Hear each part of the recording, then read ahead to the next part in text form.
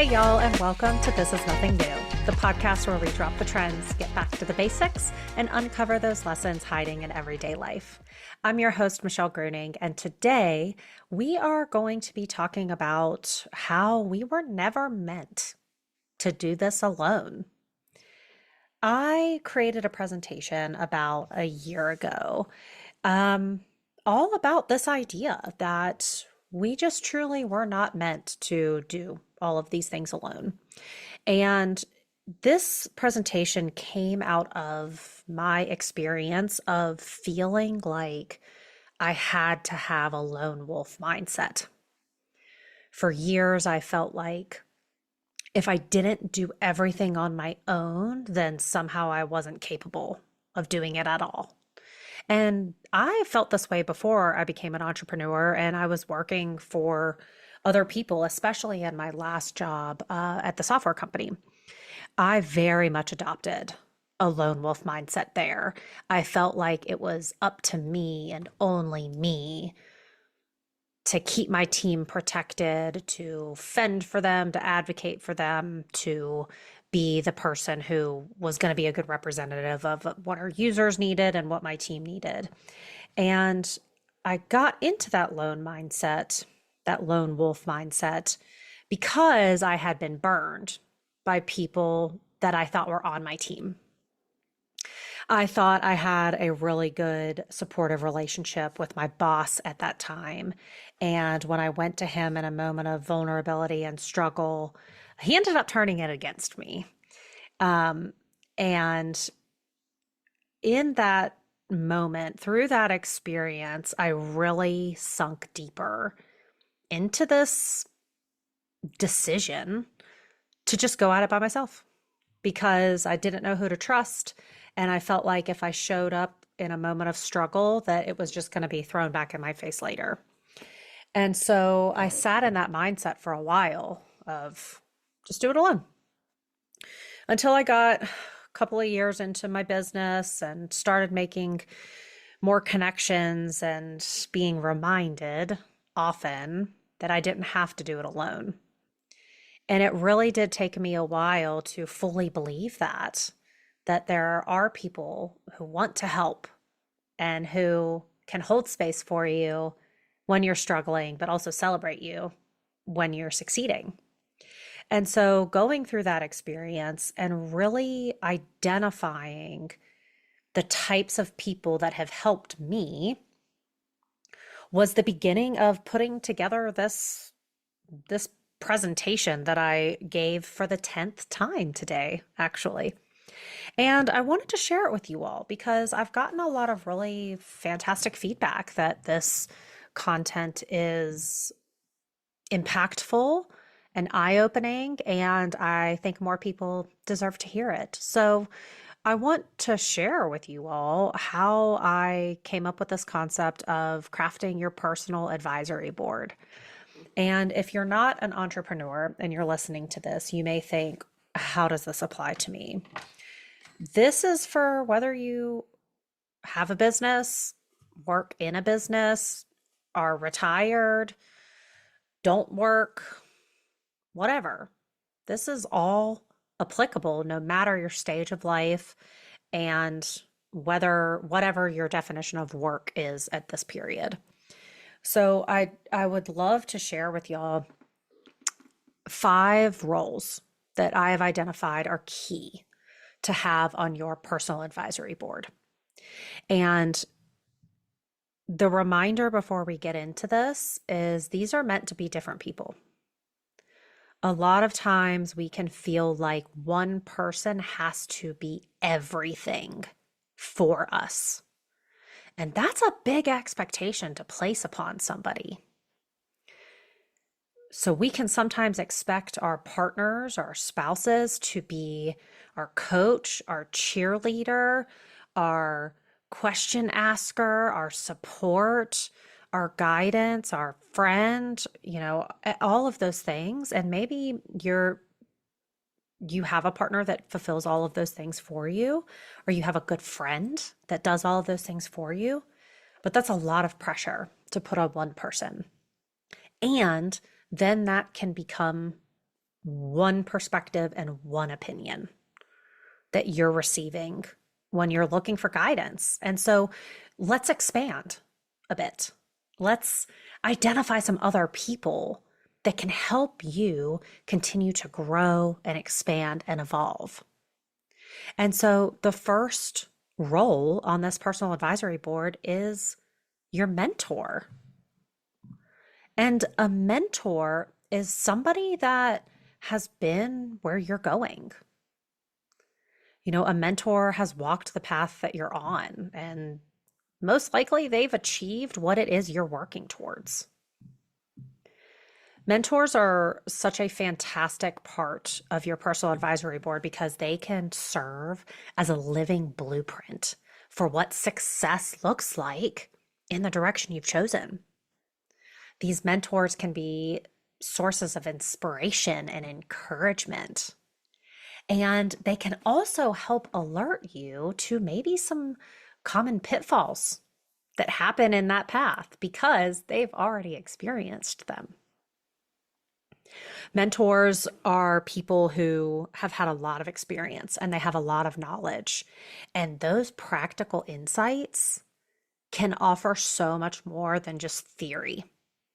You know, when you can talk to somebody who has been where you want to go, instead of just reading a book on it, you are going to be able to relate and dive in and apply their knowledge quicker and more efficiently. Mentors are people who have a desire and a willingness to impart their knowledge on people. And when you find a really great mentor, it can truly be life-changing. Now, maybe it's a mentor in business, or maybe you're someone out there who has young kids and you have decided that you want to homeschool. Maybe your mentor is someone who has already homeschooled their children. They've walked the path, they know the struggles, and they can be a source of encouragement for you. Or maybe you're a first-time entrepreneur and you find a mentor who's been in the game for 20 years, and they can do the same thing. Mentors are really unique, though, because it doesn't always have to be somebody you know personally or even meet with regularly. A couple of my mentors are people that, yes, I have had the opportunity and pleasure to meet very briefly a couple of times, but two of my mentors are Brendan Burchard and John Maxwell. And these are people that I learn from and that I aspire to have an impact even remotely on the same level as them. I can absorb their content and listen to their podcasts and emulate my processes and my perspectives based off of the experience they've had. And they are mentors to me, even though I don't interact with them regularly. So that first role that I encourage you to think about is the mentor.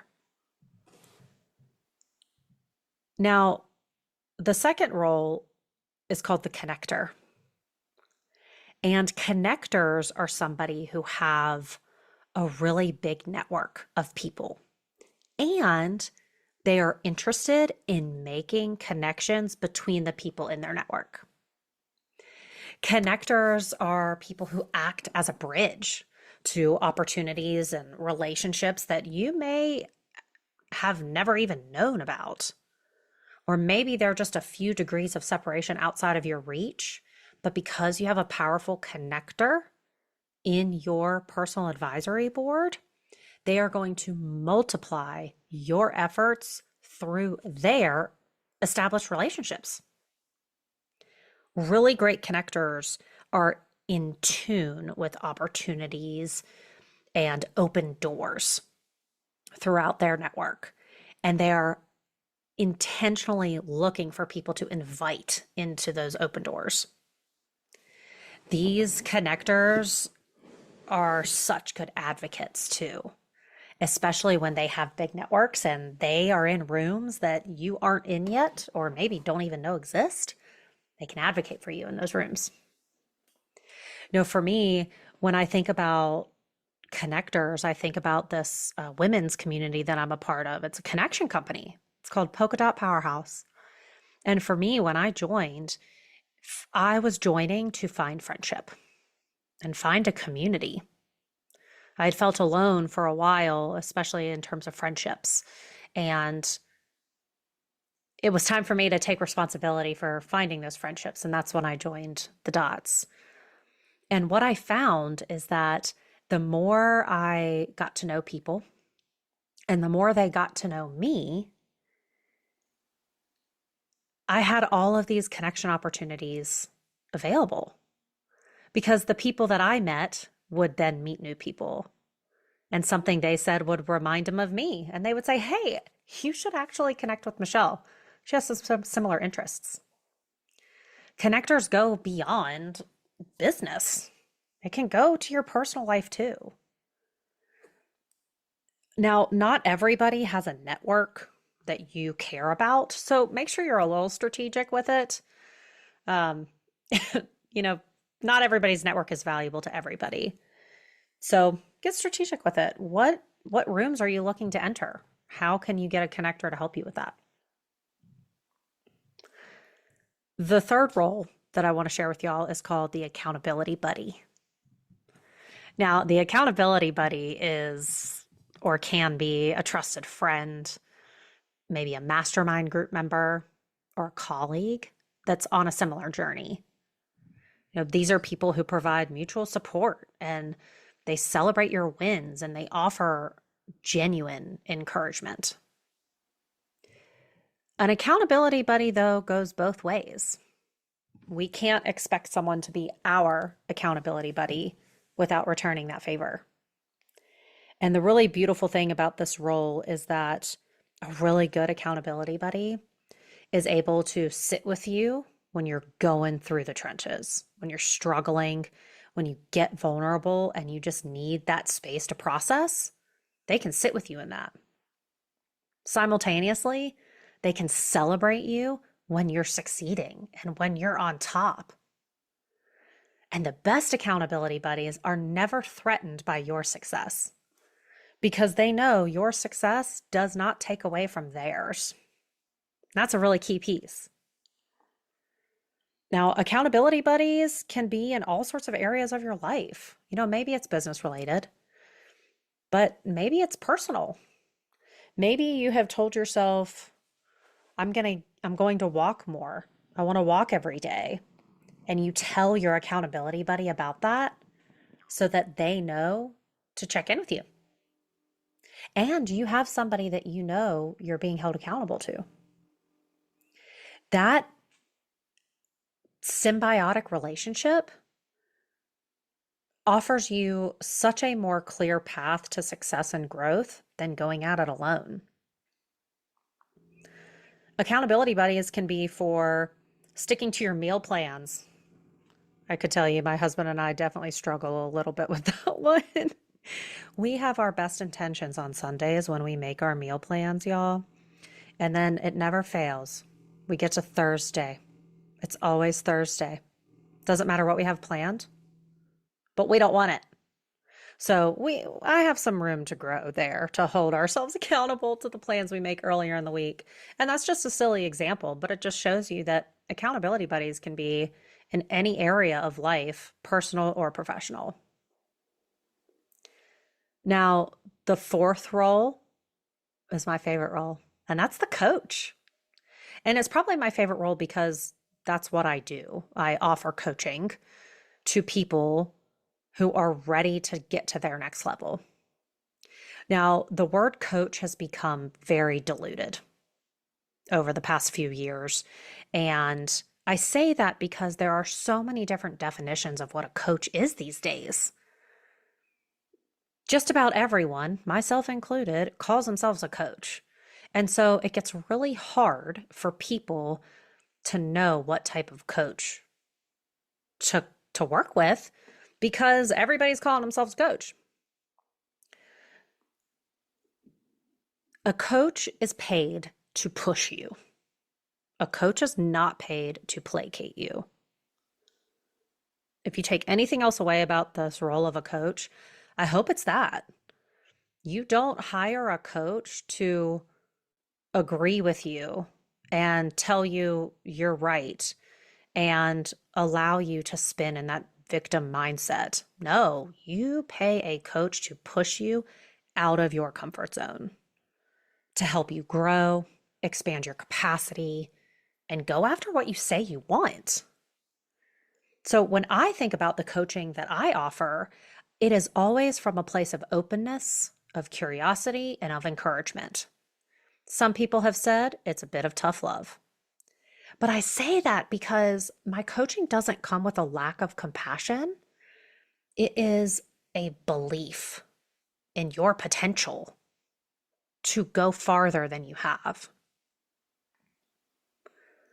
When it comes to really good coaches, they see potential that you might be blind to, and they're not going to let you stand in your own way. That's one of the things that I love to do when I work with people and they come to me with procrastination or excuses. And listen, I get it. Things happen in life and we can struggle and we can go through some really dark seasons. But there is always a level of personal responsibility that you have to claim if you want to change. And me as a coach, it's my job to push you to claim that. As a coach, it's my job to ask the right questions that help you uncover the answer for yourself. Because when you can uncover that answer for yourself, you own it. You own the solution because you're the one who determined it. It wasn't something I told you you needed to do. It wasn't another order. It's something you discovered. And that's a real key piece of really excellent coaches. Now, coaches are people who are focused forward. Coaches are not there to heal your past. That's where counselors and mental health therapists come in. They are incredibly important and very valuable. I've seen a handful of therapists over the past decade or so, and they've all helped me with different things, healing from different things. But a coach is not a counselor. A coach is forward focused. A coach is there to help you expand and be a catalyst for your growth. Now, you're going to have different coaches for different things. You know, when I first started my whole coaching business, I hired a coach who had built a very successful business, focused on mastermind groups, and I hired him to help me do the same thing. He helped me with my mindset. He helped me with my focus, my priorities, my structure. Shout out to Mark. And then when I had evolved to the point that I was ready for the next level, we concluded that coaching relationship and I found a different coach to help me with high performance, to help me with perspective, to help me with that forward motion and helping keep other people in forward motion. And so coaches should always be elevating you to your next level and encouraging you to continue to go deeper on what you say matters. That's the coach. Now, the final role, which is one of my favorites, but is typically everyone's least favorite because nobody likes to be second guessed. The final role is the contrarian, also known as the devil's advocate. Now, I personally don't use the term devil's advocate when I'm sharing this content because a devil's advocate tends to be viewed through the lens of negativity, of being a Debbie Downer, of sharing a bad option or saying your option is bad and just trying to stir the pot. A contrarian is someone who can balance the reality check and honesty to stress test your plans with the actual desire for you to succeed. That's where a contrarian comes in, specifically in these roles that I'm talking about. So if you're like, oh, well, I know people who are a contrarian who they just want to rain on my parade all the time. That's not a true contrarian. That's someone who just wants to spread their misery.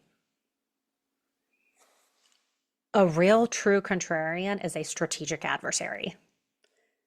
They are going to help you identify potential obstacles or red flags before they become a major problem. Contrarians strengthen your ideas through constructive criticism and keep you focused on what you said was the goal while also supporting your ambition. And one of my greatest contrarians is my husband because he is so good at giving me the reality checks that I need sometimes because I get excited. I want to do lots of different things and take on different projects. And I sometimes forget that I have set a priority. And he helps me remember that priority by giving me reality checks of, okay, yeah, you can definitely do that project, but where does it line up in terms of all the other priorities you've said are important? And sometimes that's all the reality check I need to just bring me back to focus of what I said matters. And sometimes the new project is what matters, and I just have to slot it in. But sometimes it's not, and I just need that reality check. So when I talk about the contrarian, I always like to add a little bit of nuance here. Because there's a contrarian, which, as I said, is a strategic adversary. They balance enthusiasm for your success with a reality check that helps you stress test your plans. Now, above and below the contrarian are two different types of roles. The person below a contrarian, they're just the careless critic. They are there to criticize, to make fun of, and to literally rain on your parade. They don't really care whether you succeed or not. They just want to make their voice heard that they don't think it's a good idea. On the top of that contrarian is the blind cheerleader. The people who will just cheer you on, will push you forward because they never want to hurt your feelings. These are those cheerleaders who can see that you're about to walk off a cliff, but they don't want to hurt your feelings, so they just keep cheering you on until you go right off. And we all have people who fall in those categories of cheering us on no matter what because they don't want to hurt our feelings, or criticizing us at every turn, not caring whether we succeed or not. So the real challenge is find the person who can be both, who can blend the reality check with the desire for you to succeed. Thinking about these roles can sometimes feel a little overwhelming. So I would love to just remind you all that you don't have to find all of those people right away. And remember, all of these roles that we're talking about, none of these are brand new roles. None of these are new ideas or new concepts. It's just taking pieces of information that we know exist and packaging them for you in hopefully a way that's more relatable and digestible and applicable. So when we think about the mentor, the connector, the accountability buddy, the coach, and the contrarian, with the exception of the coach, because that requires a financial investment, those other four roles don't have to exchange money. Those can be people that you know now. Maybe they're in your work circle or in your church or in your parent group or in your networking community. Those are people that you can start looking for to help you continue to grow on your journey. And maybe you are the mentor that somebody else needs right now. Maybe somebody's been coming to you for some questions recently because they've seen what you're capable of and what you've been able to accomplish, and you're an inspiration to them. Maybe you're a mentor on somebody else's personal advisory board. And so if you're feeling a little overwhelmed by all of these options, I want to just leave you with a few simple reminders. The first one is make it yours. Please do not compare what you are doing to other people. Stop getting distracted by what everybody else is doing or claiming they're doing on social media. Just because your friend went and bought a $10,000 coaching package does not mean that you have to. At the end of the day, all of us typically want some things that are similar. We want safety, security, health, love, connection. But other than that, our definitions of success are very different from one another's. So it's important to create and curate a personal advisory board that supports your definition of success, where you are going, what you have deemed as important. You set your goals for a reason. So I encourage you, when you're looking through these roles, stay focused on your goals. Get the support that you need that is going to continue moving you forward. The second reminder is, if you are one of those people who's feeling a little overwhelmed right now, just start small. Start small. Pick one role that I talked about that is going to make the biggest impact for you right now. Whenever we think about building out a personal advisory board, it requires us to get outside of our comfort zone because we have to ask for help. Y'all, we do not have to do this on our own. And finally, the last reminder, know when to evolve your board. Because this personal advisory board, it's an ongoing living process. You can outgrow your current relationship with a coach or a mentor because you're ready for a new perspective, or maybe you're ready to be challenged more. You might need to evolve your board because your goals or your direction has changed significantly. Maybe your original goal was to have a very successful all-natural candle company. And you did that for a while before realizing, no, you want to be a speaker. You're probably going to require a different mentor then. Because if you change direction rapidly and drastically like that, you're going to need a different support system in place. And it's okay to find that new support system. Maybe you're in a new area of focus for your business and you really want to get honed in on marketing. Maybe you need an accountability buddy that's going to hold you accountable to posting when you say you will. Maybe you need a coach or even a consultant, which we didn't really talk about today, but that could be a different role. Maybe you need someone to help you specifically with how to grow your marketing campaign. Or just when you're ready to level up, you've done what you needed with the people that are supporting you, and you're ready for the next level. That requires evolving and growing your board. But remember, when you do evolve your board, it's always a sign of growth. So keep growing, keep evolving it. Now, y'all know I love to leave you with a challenge. And so your challenge is tying back to starting small. Practical steps are: begin with one role that would create the biggest positive impact right now. Start with who you know, where you are, and evolve from there.